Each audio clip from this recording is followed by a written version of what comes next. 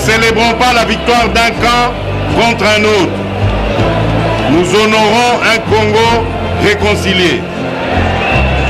La République démocratique du Congo que nous formons ne sera pas un Congo de la division, de la haine ou du tribalisme. Nous voulons construire un Congo fort dans sa diversité culturelle et son attachement à la mère patrie.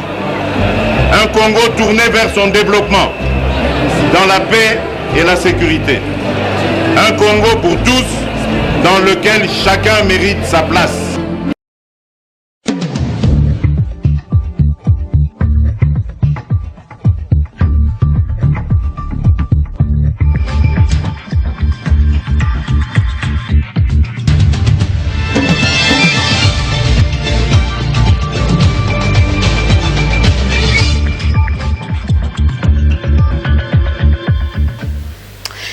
Il est 14h, si vous nous suivez en France, 13h à Kinshasa. Madame, Messieurs, bienvenue à cette édition du journal de la mi-journée sur Canal Futur Télévision.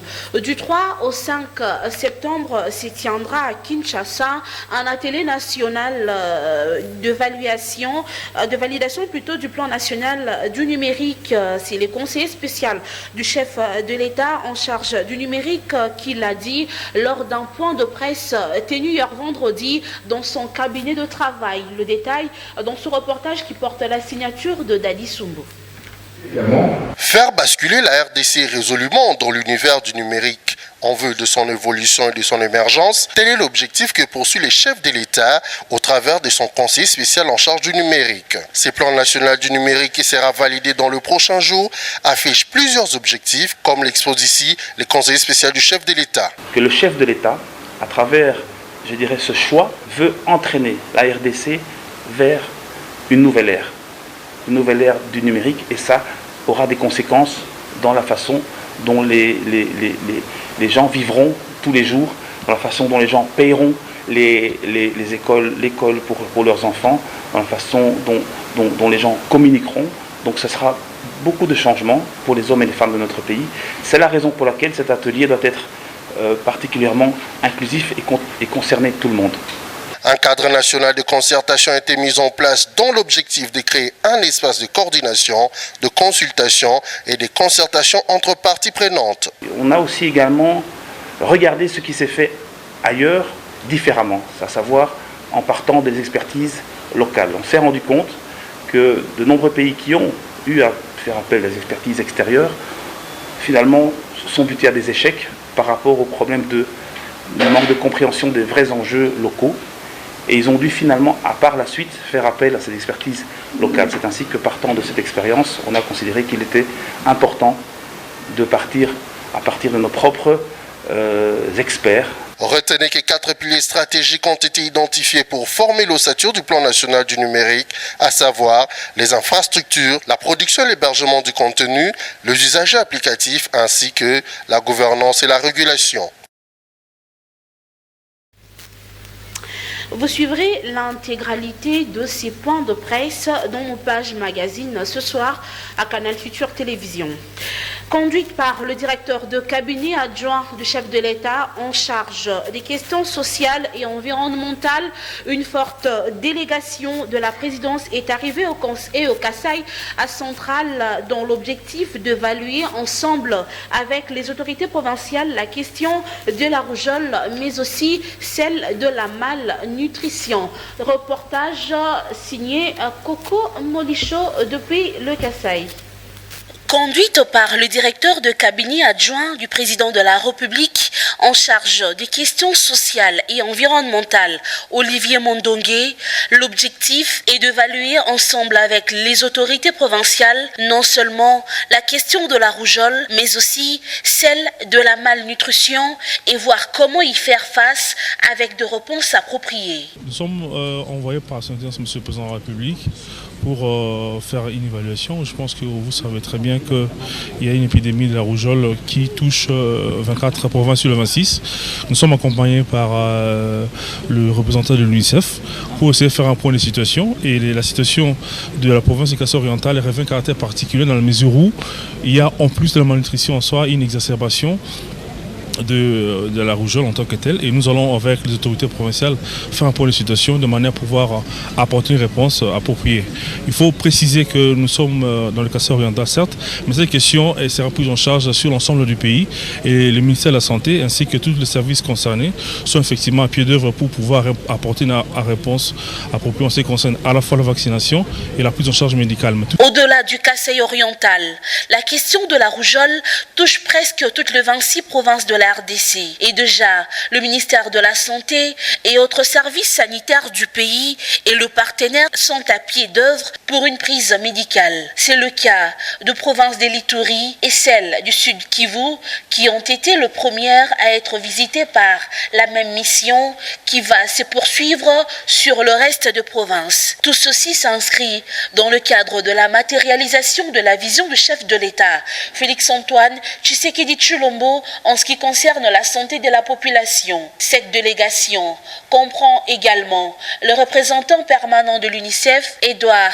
Begbeder, dont l'institution est partenaire pour les enfants du gouvernement congolais, notamment en matière sanitaire. Retenez que c'est samedi. La délégation est attendue dans les territoires de Kabeya-Kamwanga qui constituent l'échantillon de la vaccination pour la province du Kasaï oriental.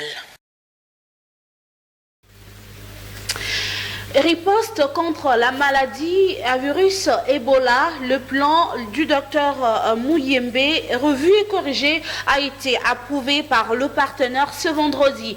Retenez que ce plan contient 8 recommandations dont vous fait savoir ses commentaires. Au terme de 3 jours de réflexion avec tous les experts partenaires impliqués dans la lutte contre Ebola, le plan stratégique des ripostes revu et corrigé et enfin approuvé. Ce plan tient compte des échecs des précédents et intègre l'aspect multisectoriel de la riposte. En ce qui concerne particulièrement la situation des Goma, le plan Muyembe a fait des recommandations suivantes. Le travail avec les psychos et la communication de jeunes en faveur de la riposte. Impliquer les leaders locaux, approfondir les investigations autour de la femme du cas, faire la vaccination géographique, faire la séquençage, alignement tous azimuts des partenaires, bonne gestion de l'information pour assurer la population et le pays voisin, dont le Rwanda. Limiter la mobilité des contacts s'adressant aux équipes de riposte. Dr Muyembe a insisté sur l'obligation des résultats. Ebola n'est pas une carrière, a-t-il dit. Restons toujours dans ce chapitre, Madame, Messieurs. Après la fermeture de la frontière RDC-Rwanda, le trafic a repris depuis jeudi à Gisenyi. Plusieurs mesures de gêne ont été prises afin de lutter contre la maladie à virus Ebola. Suivez. Le trafic est rétabli entre Goma et Gisenyi après quelques moments de friction le jeudi 1er octobre. Le professeur Muyembe y est allé vérifier la gestion des mouvements des populations et surtout les mesures d'hygiène recommandées par ses équipes de riposte. De l'eau chlorée coule des robinets installés au rythme des messages de sensibilisation. Dr Muyembe rassure, la population congolaise et les voisins sont hors danger immédiat. La déclaration du directeur général de l'OMS faisant de cette épidémie une urgence de santé publique de portée internationale.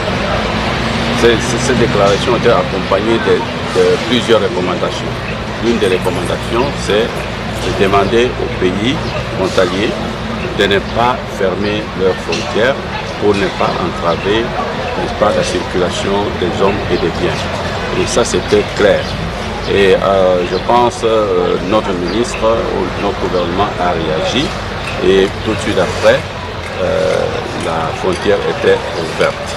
Mais nous devons savoir maintenant que la façon dont les gens passent les frontières, ça ne garantit pas encore de meilleur contrôle.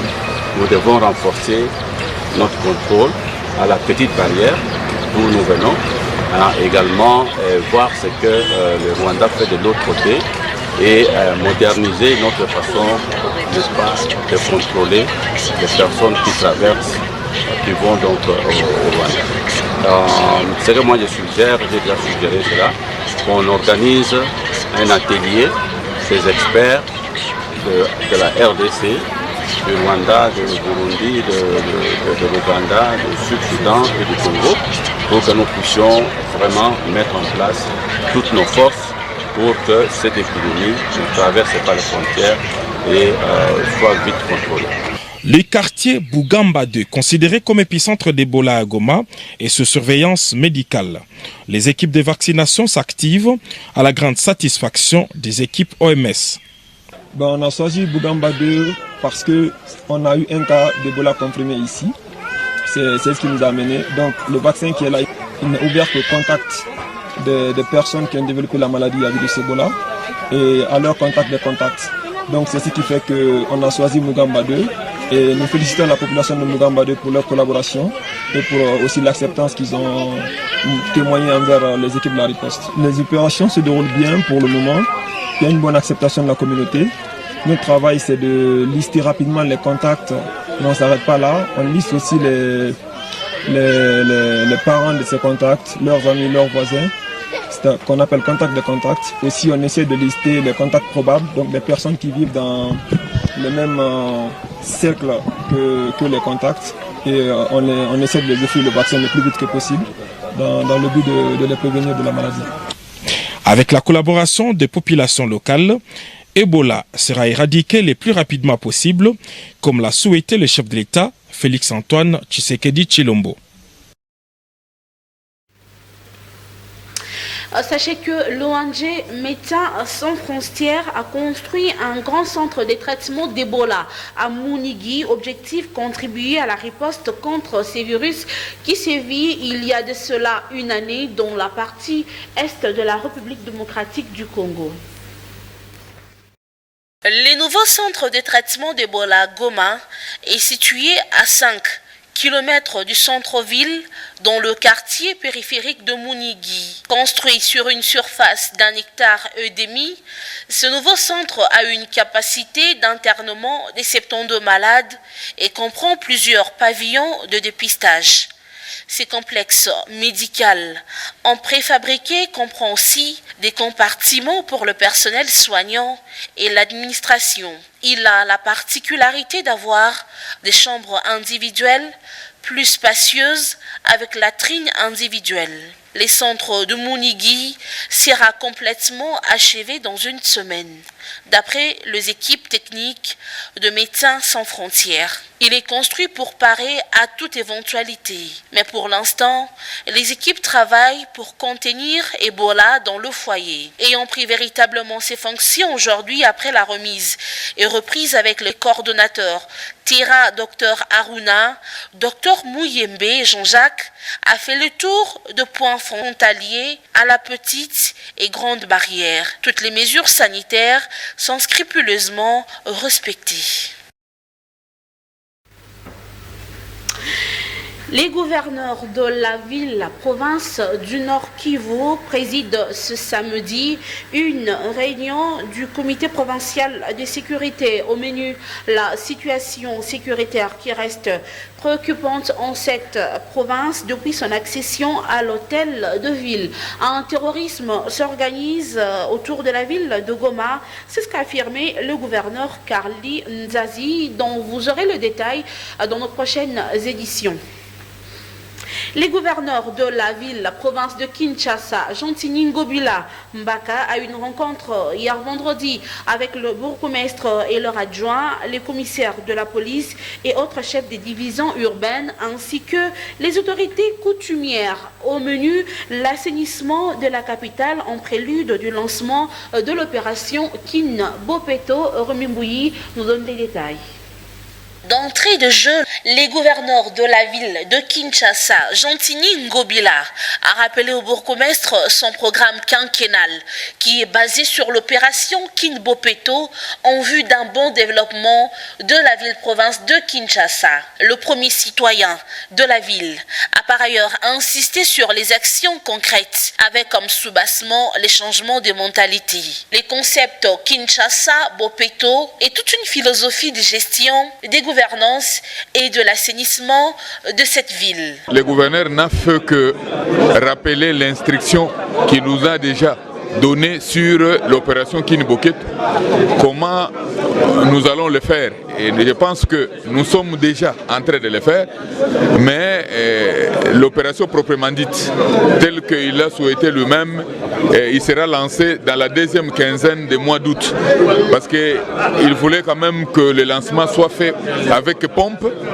Il voulait l'implication au plus haut sommet de l'État, par les chefs de l'État, pourquoi pas le Premier ministre, lui-même et tout ça, de manière que désormais, et chaque dernier samedi du mois, il y aura un salongo qui sera, qui va mobiliser tout le monde du sommet à la base, de 7h30 à 11h30, si je ne m'abuse pas. Ainsi, l'opération Kinbopeto est un cheval de bataille pour le gouverneur Gentini Ngobila Mbaka, qui veut voir Kinshasa, la belle, revêtir sa plus belle robe.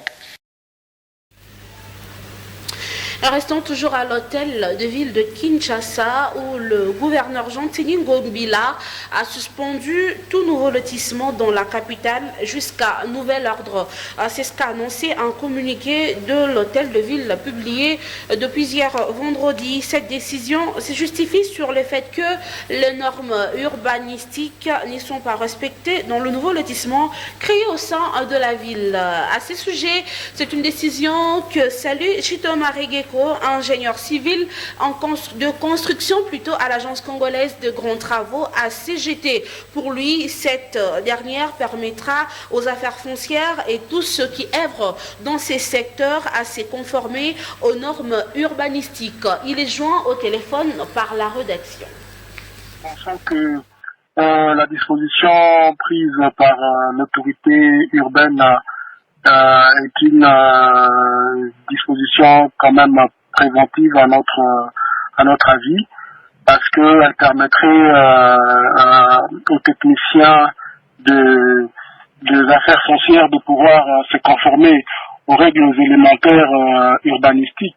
Normalement, quand on fait, avant de faire un lotissement, on doit s'assurer des infrastructures de base, notamment les ouvrages d'assainissement, le voie d'accès, et particulièrement pour les ouvrages d'assainissement, nous observons dans plusieurs zones, et quand ces ouvrages ne sont pas disposés en amont, nous observons des catastrophes comme des érosions qui se créent, simplement parce qu'on n'a pas pu en amont se rassurer de comment acheminer les eaux. Et nous pensons que c'est une mesure préventive que nous saluons et nous encourageons l'autorité urbaine à pouvoir essayer tant soit peu de prendre des mesures pour essayer de réguler et amener le technicien de l'administration foncière à se conformer aux règles qui, de manière préventive, aideront la ville à pouvoir éviter à la longue des constructions anarchiques. Bon, on dit souvent mieux vaut tard que jamais. Je pense que si l'autorité urbaine a conscience des enjeux par rapport à sa ville ou à son entité, c'est une disposition, à notre avis, salutaire. Il n'est pas tard de pouvoir prendre. Changeons de chapitre à présent. Que doit être l'apport de la femme dans le régime Félix Tshisekedi? Cette dernière question était au centre d'une rencontre entre les femmes de l'UDPS et Daniel Bumba, cadre de ce parti. Suivez. Déposé dans un mausolée à l'Antilé, le Premier ministre honoraire Dr Étienne Tshisekedi Wamulumba a reçu ce jeudi 1er août la visite d'une grande délégation de la base de l'Union pour la démocratie et le progrès social de la commune de Kinshasa, conduite par Daniel Bumba, notable de cette municipalité. Ils étaient venus se recueillir devant sa tombe à l'occasion de la traditionnelle date du 1er août, journée dédiée aux parents ainsi qu'aux personnes chères qui nous ont quittés. La nation congolaise restera jamais redevable envers le sphinx délimité pour sa lutte qui aujourd'hui porte des fruits, a rassuré Daniel Bumba. C'est le grand esprit qui nous a tous modelés. C'est quelqu'un qui est allé dans la patéa, qui n'a pas regardé sa vie, qui n'a pas regardé sa famille, qui s'est donné pour ce grand peuple, jusqu'au dernier souffle de sa vie. Vous voyez, un tel acte demeure indélébile dans la mémoire des Congolais. Et moi je pense qu'en ces jours où nous célébrons nos parents, où nous célébrons les aïeux ou les décès, et il était important et impérieux pour nous Congolais qu'on ne perde pas ça d'esprit, que ce Tienne qui nous a modélés. Et aujourd'hui, la mise en place de l'état de droit que nous vivons, c'est justement par le président Félix Antoine Tshisekedi Tshilombo, c'est justement le grand combat que Etienne Tshisekedi nous a légué. Il nous a légué ce grand parti qui est notre arbre. Vous voyez, c'est notre havre de paix, c'est là où tout est dit, tout est écrit, pour que nous puissions conduire ce pays réellement dans les grandes orbites des grandes nations. Et c'était très important pour nous de venir en ces lieux pour marquer indélébilement l'esprit des Congolais en les disant que nous devons dire un grand merci perpétuel à Etienne Tshisekedi. Etienne Tshisekedi Wamulumba est décédé le 1er février 2017 à Bruxelles des suites d'une embolie pulmonaire. À toutes nos excuses, Madame, Messieurs, vous avez plutôt suivi un élément sur la fête de mort du 1er août à la place de l'élément consacré à l'activité de femmes de l'UDPS. Nous y reviendrons dans nos prochaines éditions.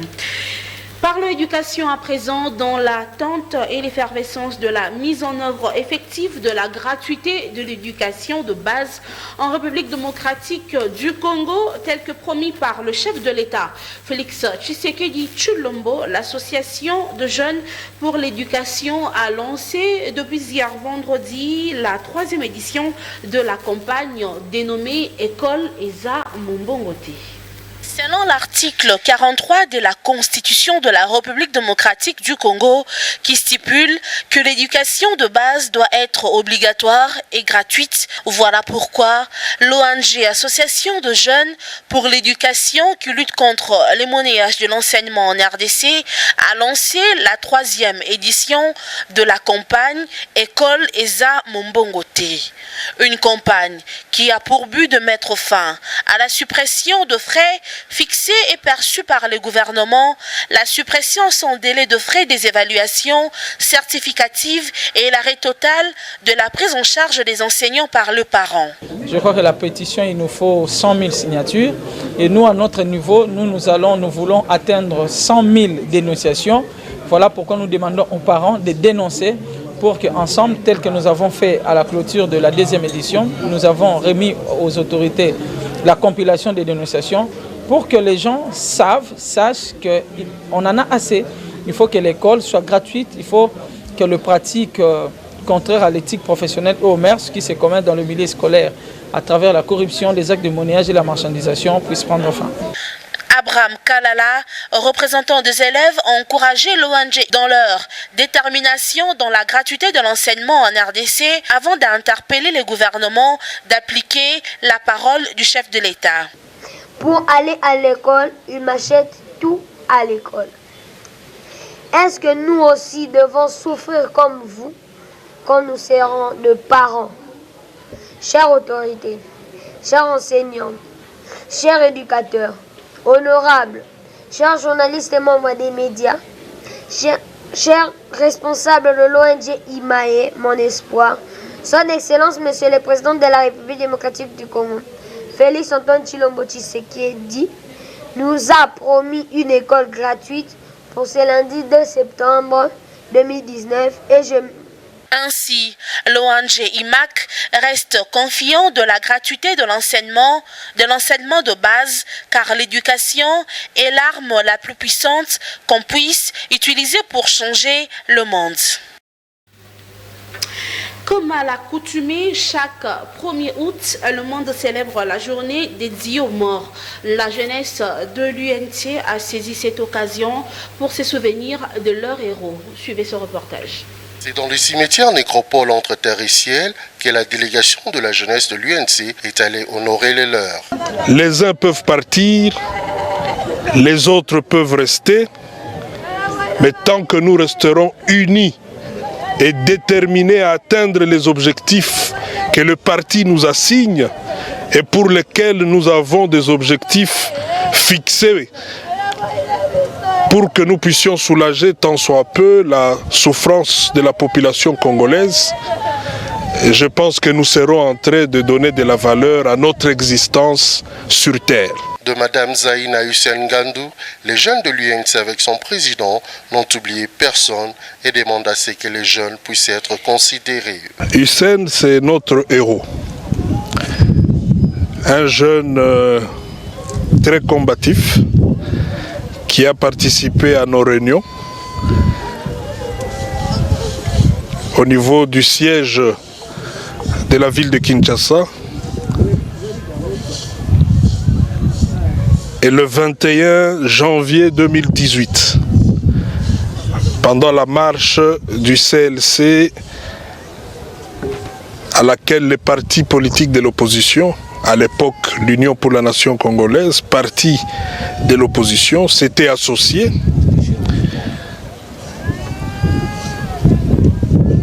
Et je me rappelle que le président national de l'Union pour la Nation congolaise, le président Vital Kamerhe, était vraiment très impliqué. Les uns peuvent partir, les autres restent, mais l'essentiel est de rester unis en esprit, a conclu Bertin Mobonzi. Parlons en religion à présent avant de boucler complètement cette édition de la mi-journée. L'église sur le chemin d'Emmaüs a commémoré la fête nationale de parents à travers un culte organisé le 1er août au siège de dit église. Ce culte a été placé sous le thème « Le rôle de l'homme et de la femme dans le mariage ». Suivez ce reportage. C'est dans le livre de la Genèse, chapitre 1er, versets 26 à 28, que le pasteur Henri Moukoumadi a tiré le thème de cette journée nationale dédiée aux parents. Devant plusieurs couples venus de 4 coins de cette commune, le numéro 1 de l'église, sur le chemin d'Emmaüs, a indiqué que la vie de couple est comparable à une pièce de théâtre dans laquelle chacun a son rôle à jouer. Les couples doivent être vraiment pris en considération parce que sinon on n'y prend pas garde. C'est toute la société qui va se plaindre. Donc il faut veiller à cela parce que c'est à partir de là qu'il y a la vie, c'est à partir de là qu'il y a la bonne qualité ou la mauvaise qualité de la vie. Avant de s'engager dans un lien de mariage, il faut ne fût-ce que connaître la pensée de Dieu. Qu'est-ce que Dieu veut pour le mariage? Qu'est-ce qu'il attend du mariage? Et comment le mariage doit se passer? C'est de cette manière-là qu'on sera béni. Et que le mariage est un cadre idéal pour l'épanouissement de même celui qui avait échoué autrefois quand il était seul. Petroni Moukoumadi, femme du pasteur, donne ici l'importance de vivre dans un couple. esengeli mwasi comprendre rôle na ye kati na libala. Libala ezali parti politique te, ezali opposition te, libala ezali institution divine. Esengeli mwasi ayeba rôle na ye kati na libala, mobali pa yeba rôle na ye, yango libala ekozala l'importance nango même na société, même mpona mboka na biso, même mpona ba église. Il s'est de signaler que cette activité s'est clôturée dans une bonne ambiance entre le couple. Merci d'avoir suivi cette édition du journal et restez branchés sur Canal Futur Télévision. L'actualité se poursuit.